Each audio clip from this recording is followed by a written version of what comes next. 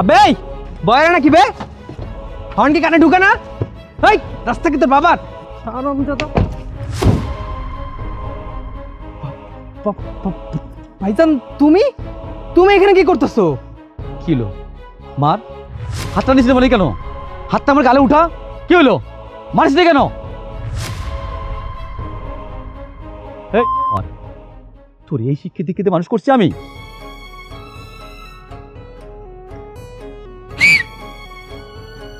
আরে তুই তো খুব স্মার্ট, হ্যান্ডসাম, কিউট। এই যাবি? হ্যাঁ যাব। রেট কত তোর? রেট বেশি না, মাত্র 10,000 টাকা। মাত্র 10,000? আচ্ছা আমি তোকে 20,000 দিব, চল আমাদের সাথে। হ্যাঁ যাব। এত সুন্দর সুন্দর দুইটা মেয়ে ডাকতেছে, আমি কি না গিয়ে থাকতে পারি? আর যদি না যাই তাহলে তো সারা জীবন আফসোস করতে হবে। আমি সাফ সাফ বলে দিচ্ছি, আমি যাব। যেখানে নিয়ে যান সেখানেই যাব। আচ্ছা শোন, এখানে কিন্তু কথা আছে। আমরা কিন্তু দুজন, সামলাতে পারবি তো? খুব পারবো। হ্যাঁ পারবো।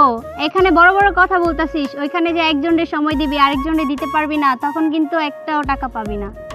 আচ্ছা ঠিক আছে, সেটা সমস্যা নাই, চলুন। তোরে আমার ভাল লাগছে, আয় আয় আয় চল।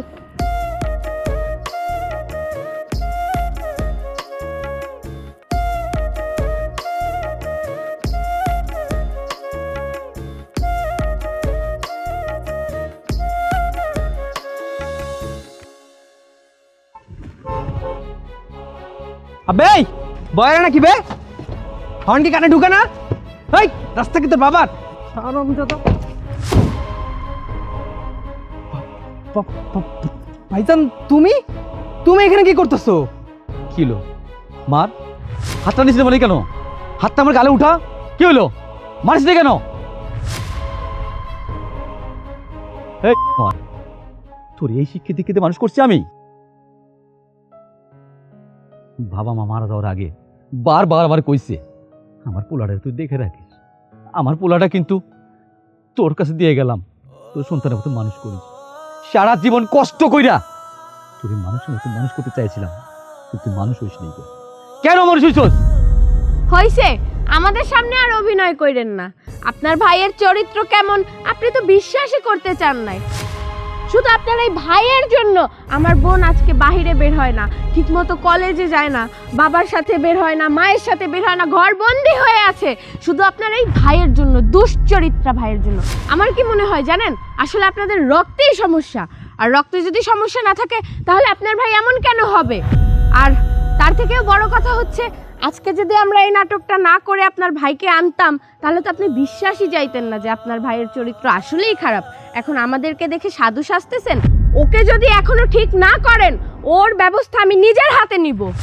এরা দুজন কি কইল রে? হ্যাঁ, তুই পরের মাইয়ার গায়ে হাত দিস, পরের মায়ের সাথে খারাপ ব্যবহার করিস।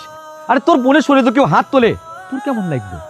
আমার বাবা মা 5 ওয়াক্ত নামাজ পড়তো, আর শুধু আল্লাহর কাছে ফরিয়াদ জানাইতো আমার একটা মাইয়া 2টা সন্তানকে যেন আল্লাহ সহি সালামতে রাখে।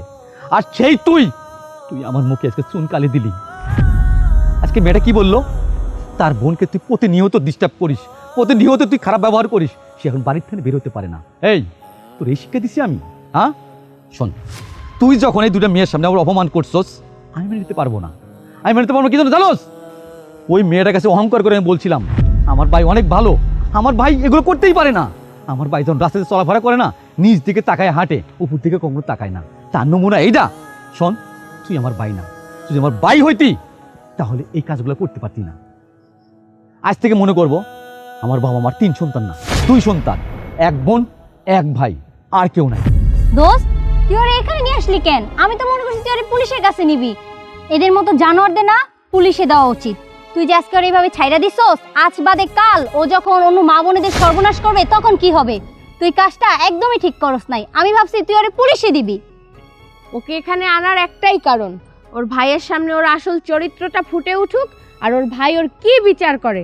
আপনাকে একটা কথা বলে যাই, এরপরে যদি ও ঠিক না হয় তাহলে আপনাদের দুজনকেই আমি পুলিশে দিব। হ্যাঁ, কথাটা চল। মাথায় রাখেন।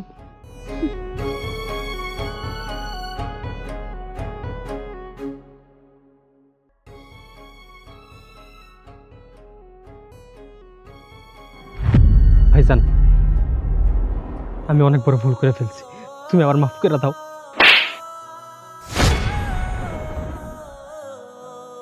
কি বললি তুই? মাপ? আরে মাপ আমি করা কে? আমি মাপ করা কেউ না, ওই উপরওয়ালার কাছে মাপ চা। তুই মেয়েটার জীবনটা নষ্ট করে দিচ্ছিস, যে মেয়েটা বাড়ি থেকে বের হতে পারে না, সেই মেয়ের অভিশাপ তো লাগবেই। আর আমিও কখনো তোর মাপ করবো না। তুই আমার ভাই না, আমি তোর ভাই না, তোর সাথে আমার কোনো সম্পর্কই নাই। কেন যে ভাই নাকি তার বড় ভাইয়ের মুখে চুলকানি দেয়, সে আমার ভাই হইতে পারে না। থু, ওদের মতো বাইরে ঘৃণা করি আমি। ভাইজান, ভাইজান শুনো, ভাইজান, ভাইজান।